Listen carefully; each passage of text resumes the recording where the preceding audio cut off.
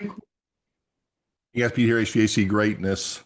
So I've entitled this, Should You Hire a Helper? I'm going to show you how this impacts you financially if you're a small company adding a helper, or if you're a sizable company adding on another installation team. So let's jump in here. First of all, if we go to the price calculator, let's take an example of a little guy. This is a one-man operation. Uh, he's somewhere shy of 500,000, probably 600,000. We got him at 27% overhead. But when we set his pricing up, this red area represents the setup for all of his heating and air conditioning. Now, we've only got him doing about 30 change outs a year, right? So he's trying to do 3 a month. And we put about half of his overhead burden over here. But if he is working by himself, now I do have a 2-man crew here, but he's not really hired that person yet.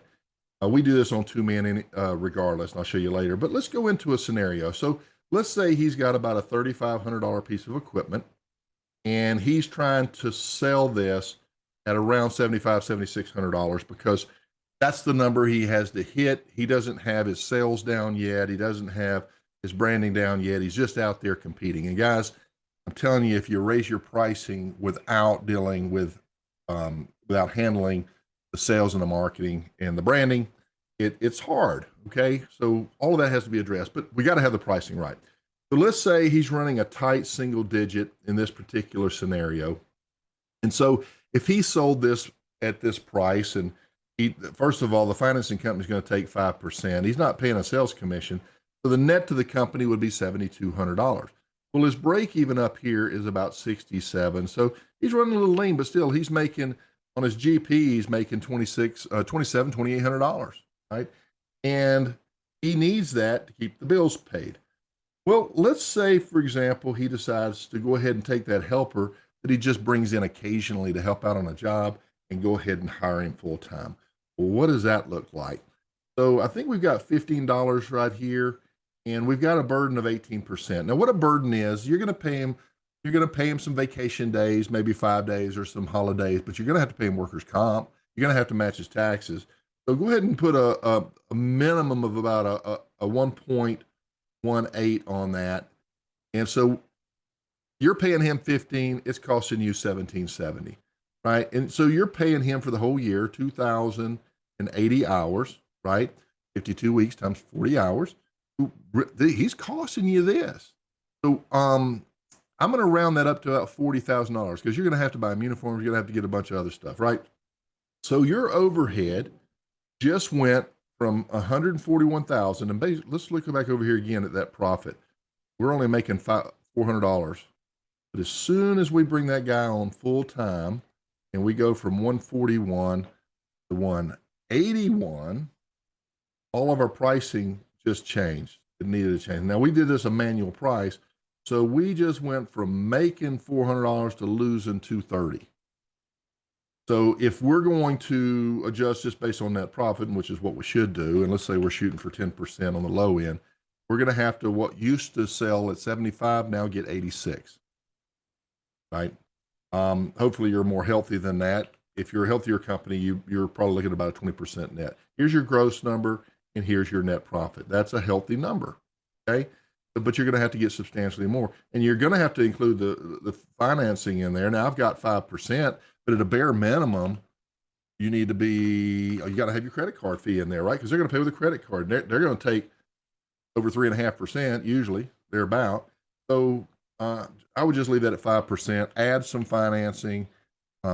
Use whatever that percentage that they withhold from you, because the customer will pay this. They'll take this out and they'll put this in your bank account. But yeah, on that manual pricing, if you decide to go in and say, well, I'm going to try to sell this, this is what it cost me. I just need the work, but let me come in at above break even, 7,500. Is 74 right there. I mean, I may have to do that. Take that job at 78.94 because of the financing. It leaves me 75, and at least I'm getting my overhead paid, right? I'm getting my bills paid. And we're seeing a lot of overhead, by the way. That's kind of high because of what we've done here. We're well above 30% on this. So before we hire that person, we need to run these scenarios out, right? The same is true when you add a person. So if we just changing that back, what was above break even is all of a sudden profitable. So having the capability to do this is really going to be impactful. So let's say that you're a little bigger. Your company has 2 installers. They're full time. You got 2 service techs. They're full time. They're feeding those leads, and maybe a maintenance tech. And so that's the size of your company. Maybe 3.5 million thereabout, right? Maybe 2.5 million. We'll see here in just a second. So at any rate, you're starting to pick up those jobs, and you're missing some because you just can't keep up. And you're not really efficient. So, I mean, ideally, there's 5 working days a week. You'd like to do 5 changeouts. But that, if you're a small company, all the setup and everything else, you probably have a lot of inefficiency. So by the time you hit 3.5 changeouts a week on average, maybe somewhere between 3 and 4, you're going to be tested. You're going to be tempted to go out and hire another crew. But let's go look and see what that scenario looks like. So go back over to another calculator that I have set up. And so, yeah, $750,000 worth of overhead, 2.5 million, and we have 2 installers. So let's run a job. Let's say this is about an $8,000 piece of equipment, and we pay our guys full time, hourly. Now you could pay task pay, and we explained that on another video. But the point is, let's leave everything it is. We're paying our guys full time, whether they're working or not. So I've got the equipment costs in here. I've got my fuel expenses, all kind of good stuff. So my break even is here. And let's say it's kind of competitive out there, and we're trying to come in the single digit. I'll just leave it like that. We're trying to sell this system for $15,700. The financing fee is going to be 5%. So they take that out, and of course, the first person you pay is your commission. That's at this point we have 7%. 7%. I'll show you right there. You can make that let's say 8% if you wanted. That may be more typical. And so he'll get his 8%, and what's left to the company goes this. Price just went up, by the way, when I did that. So this is the price of the company. This would be your overhead, and you're making a net profit, single digit, but still not too bad. All right. Then you decide to hire another crew. First of all, you understand that if you're paying a man $50 an hour and you have some benefits, let's say a 25% burden, it's costing you $130,000 a year. And that $30 an hour helper is $78,000. So the two of those combined is $208,000, right? What happens when you have 2 crews? Now you got to pay that. And here's the thing. This particular instance, they're 70% efficient. So let's look at that. So I've got 5 days a week, and I'm selling at 70%. That means I'm doing a change out 3.5 days out of 5 days. So that's pretty typical for a smaller company. As you get bigger, or midsize, as you get bigger, you get leaner, and you can squeeze out that 4th job and maybe in that 5th job, right? Well, our company here is like, man, we're missing some opportunities. Let's hire a second crew. So we're going to come in here, and we're going to change that 2 installers to 4. Now, the only numbers that are really changing here is the overhead numbers, because these will still be the same based on the vehicle, based on fuel costs, and based on the labor rate. So you're hiring them about the same, but you're not all of a sudden doing ×2. You're not doing 7 jobs a week. I mean, think about it. You're going to have to pick up, let's see here, 4, 8, somewhere between 12 and 14 additional estimates that you're going on and opportunities to do that. You're probably going to be doing more like, let's see, 3.5. Let's say you go up by a sale and a half. So let me see here. Probably about, if I go 50%, that's going to be a little bit too much. Let's say that you go from 3.5 to hitting 5. So you're doing 5, but now they're split up between two guys.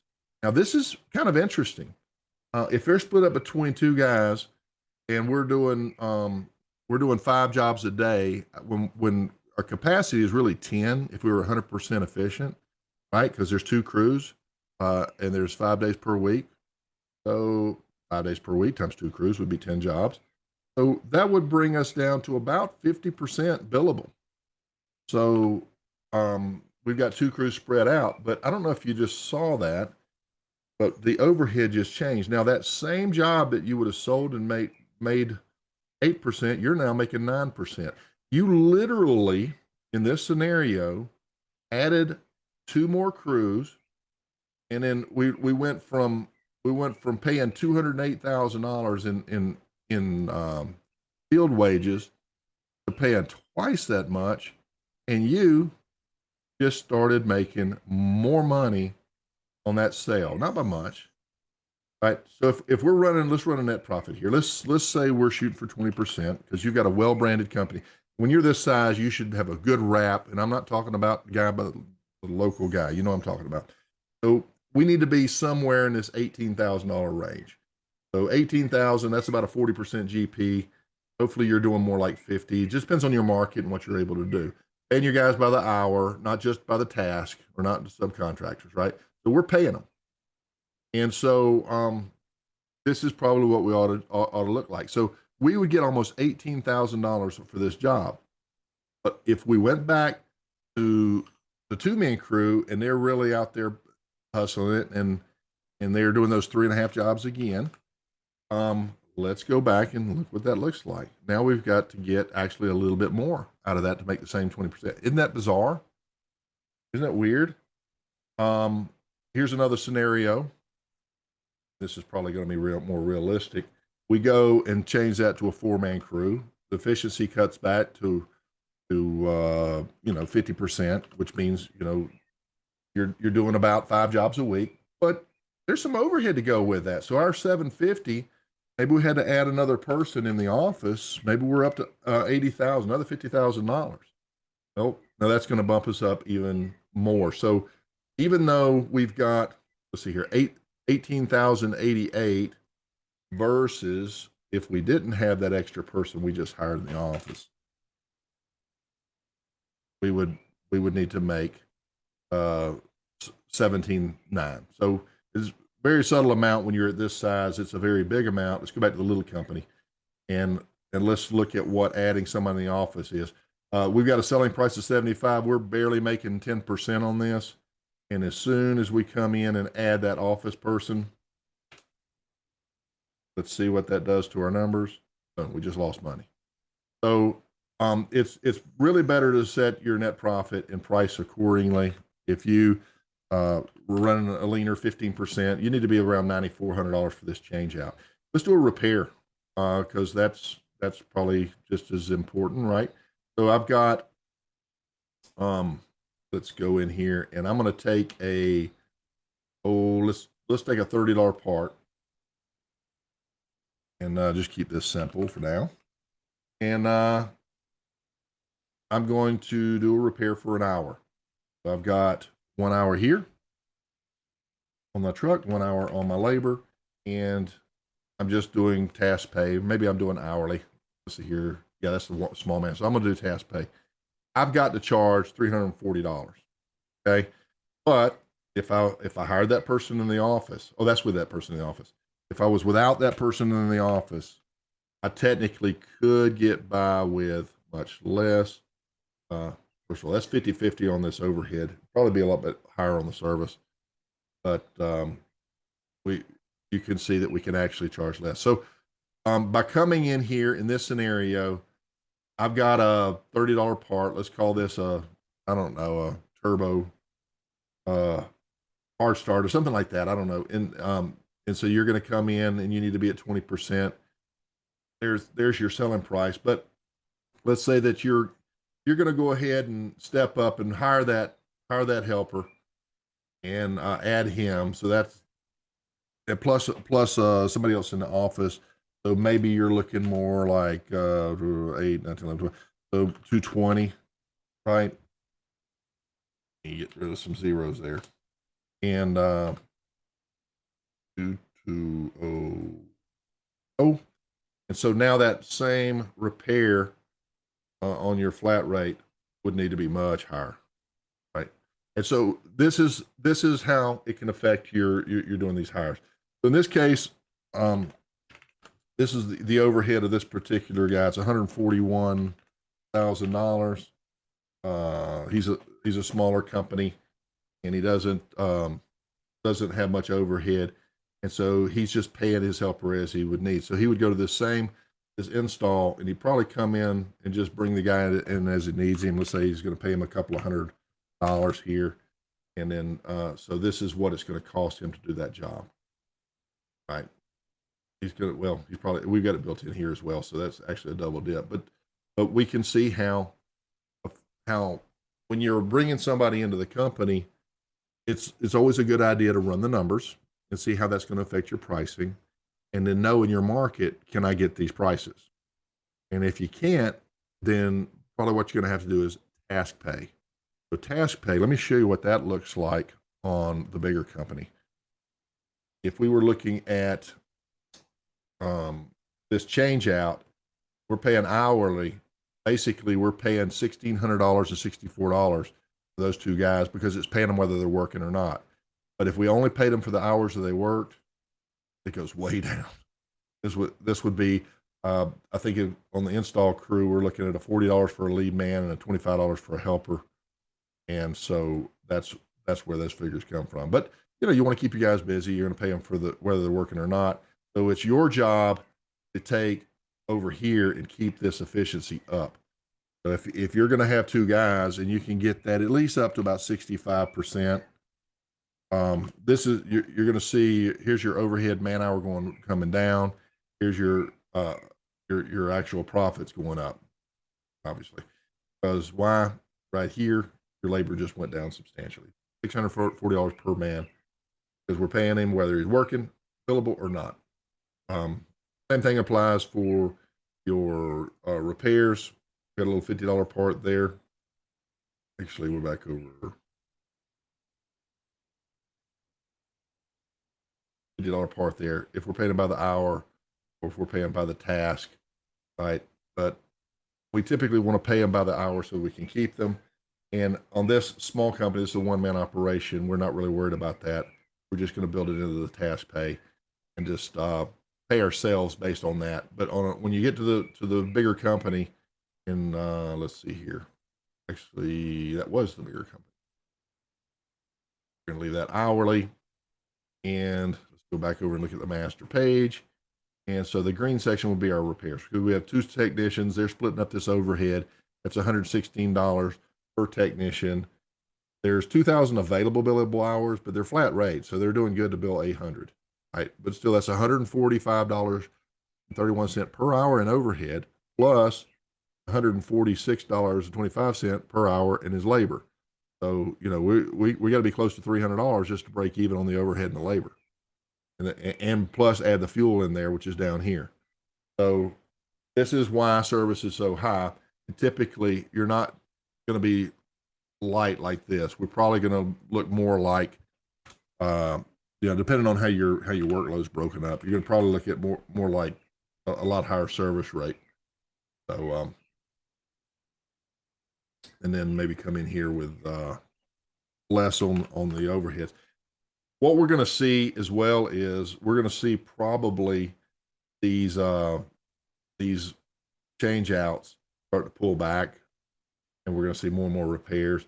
For that reason, you want to get your overhead absolutely correct on this.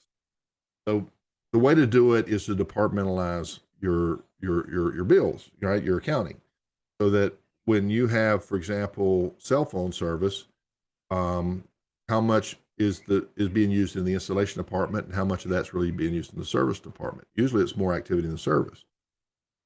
How about the person in the office?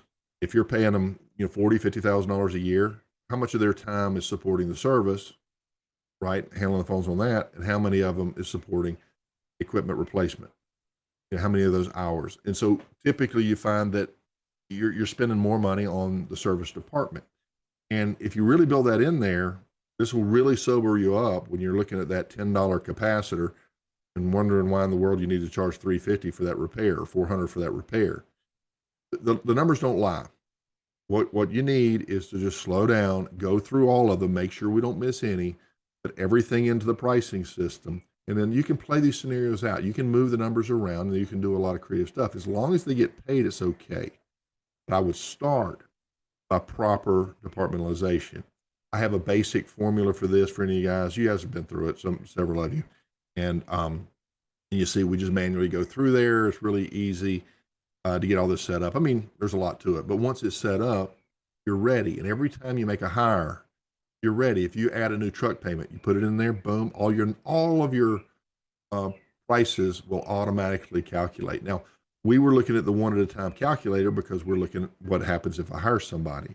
But downstream from that was all the pre-built price booking on your flat rate repairs, as well as the pre-loaded pricing on your equipment replacement. All that stuff's already loaded.